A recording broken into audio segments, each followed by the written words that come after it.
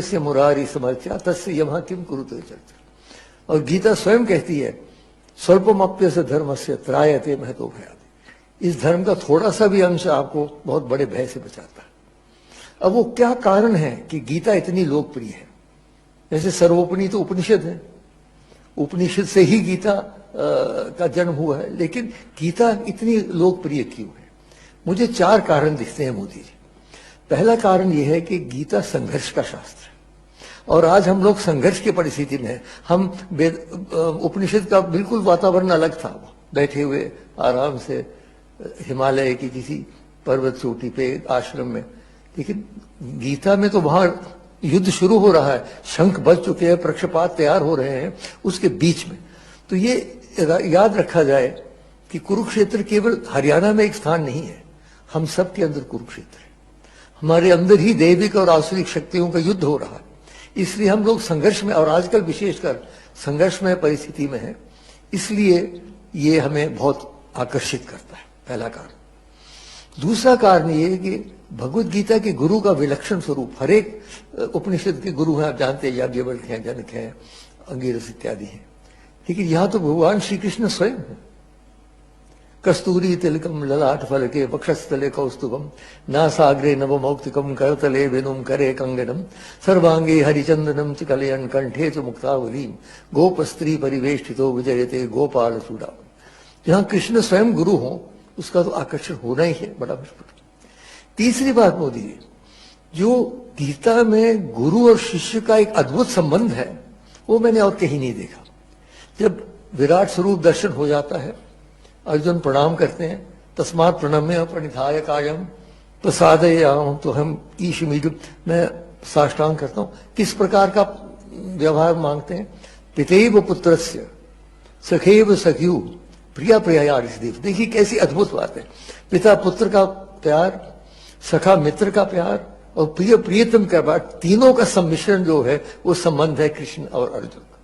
ये और किसी शास्त्र में हमने ऐसा नहीं देखा।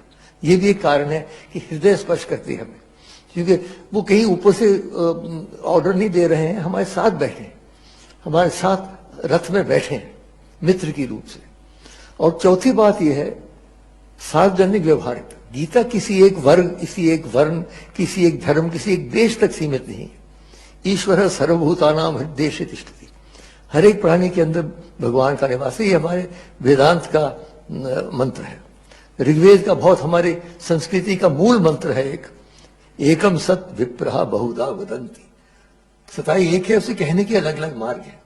इसलिए गीता में हर एक जगह, इस सारी दुनिया में जब जाता हूं मैं, तो गीता जो लोग, केवल हिंदू नहीं, दूसरे धर्म के लोग भी गीता को पढ़ते हैं बड़े रुचि से। ये 4 कारण मैं मानता हूं मोदी कि गीता इतनी लोकप्रिय है। अब गीता का संदेश क्या है, उसमें भी 4 मुद्दे संक्षेप में रखता हूं। पहला तो वो कर्मों की हमें व्याख्या करता है। गहनो कर्मणो गति, कर्मों की गति बड़ी कठिन है, हर एक के सामने कठिन है। आपको कितने निर्णय करने पड़ते हैं। अब प्रधानमंत्री हो कि साधारण व्यक्ति हो, अपने जीवन में रोज कोई ना कोई नया हमें करना पड़ता है निर्णय। तो निर्णय का उन्होंने डूज और डोंट नहीं किया, जैसे कुछ लोगों ने कहा ये करो ये नहीं करो, नहीं। उन्होंने एक आंतरिक मंत्र दे दिया। क्या कहा उन्होंने? यत प्रवृत्तिर्भूतानाम येन सर्वमिदं ततम स्वकर्मणा तमभ्यर्थ सिद्धिम विन्दिति मानो। जो ईशावास्यमुदम इदम सर्वम, जो सारे ब्रह्मांड में व्याप्त शक्ति है, उसको यदि हम अपने कर्म से उसकी पूजा करते हैं तब हम सिद्धि की ओर जाएंगे। उसका अर्थ ये निकला कि जो भी हमारे इष्ट हैं, मैं भगवान शंकर का भक्त हूं, यत यत कर्म करो मि तत् अखिलम शंभो तबारा।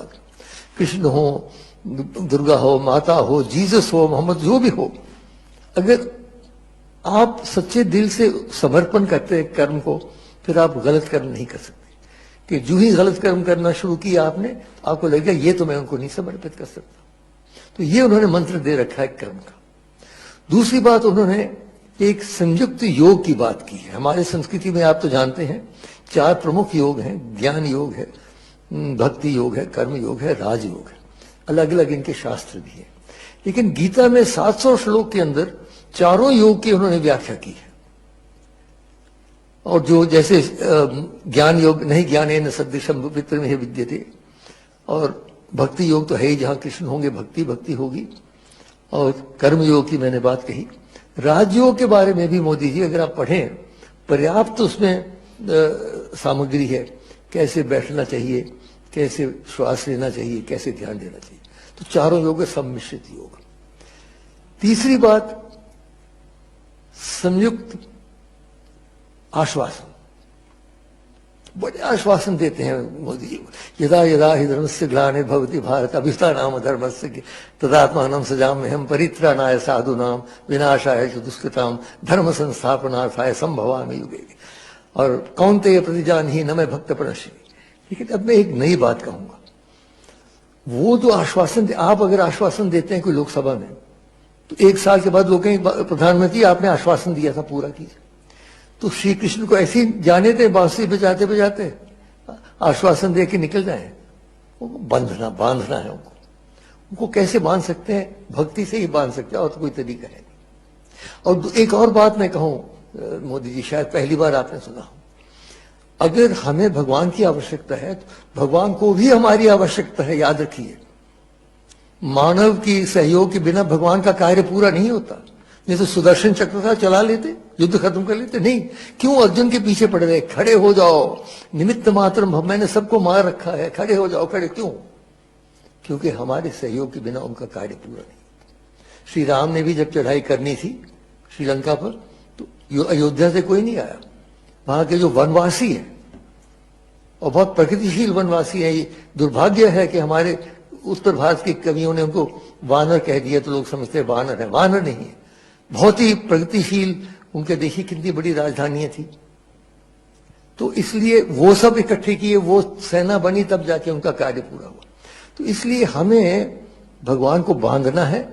जो आश्वासन ने किए कि नहीं तो ये ना हो जाए कहीं मोदी जी कि हमने माना कि तगाफुल ना करोगे, लेकिन खाक हो जाएंगे हम तुमको खबर होने तक।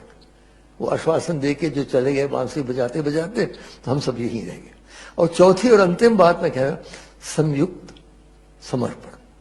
अंत में जब सारी गीता समाप्त हो जाती है, गीता तो प्रश्नोत्तरी है, आप जानते हैं, उपनिषद भी प्रश्नोत्तरी, हमारी संस्कृति ही प्रश्नोत्तरी की संस्कृति है। तो गीता में जो अंत में सब समाप्त हो जाता है, तो भगवान एक अपना श्लोक बोलते हैं। क्या कहते हैं? सर्व धर्मान परित्यज्य माम एकम शरणम व्रज अहम त्वा सर्व पापेभ्यो मोक्षयिष्यामि। सब धर्म के धार्यते इति धर्म, जो धारण करता है।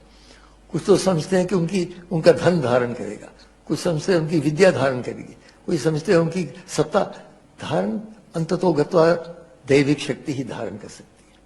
इसलिए वो कहते हैं सब धर्म को छोड़ो, मां शुच। आखिरी जो 2 शब्द है देखिए गीता के, मां शुच, डरो नहीं।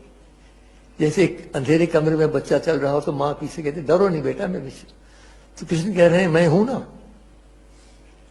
इसलिए अंत में मैं श्री कृष्ण के प्रति ही एक श्लोक अर्पित करता हूं, जिसमें हम कह रहे हैं, उनको प्रार्थना कर रहे हैं कि हे भगवान, आप कृपा करके आज ही हमारी चेतना को अपने कृपा में ले लीजिए। अंतिम समय जब आएगा, न जाने बोल पाएंगे, कहाँ होंगे, आईसीयू में होंगे, कहाँ होंगे, इसलिए विलंब न करें। कृष्णत्वदीय पद पंकज पंजरांते अद्येव में विशितु मानस राजहंस प्राण प्रयाण समये कफवाति पित्तैः कंठावरोधन विधौ स्मरणं कुतस्ते। इन शब्दों के साथ मैं पुनः आपका धन्यवाद करते हुए प्रार्थना करता हूं कि आप कार्यक्रम को